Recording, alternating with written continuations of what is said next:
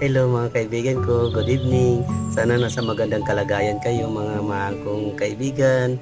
Nandito naman ako, mangungulit sa inyo. Magdasal tayo ha.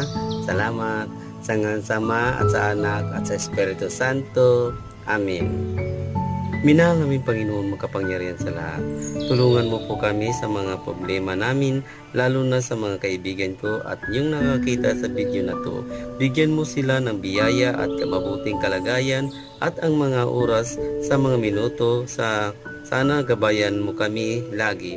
Huwag mo kami pababayaan, maawa po kayo Panginoon. Dahil alam namin na ikaw may magandang busilak na puso, kaya hindi kami tumigil sa pagdarasal sa iyo. Ikaw lang ang pag-asa at kakampi namin. Inihiling namin ang lahat ng aming kasalanan. Mapatawad mo kami dahil ikaw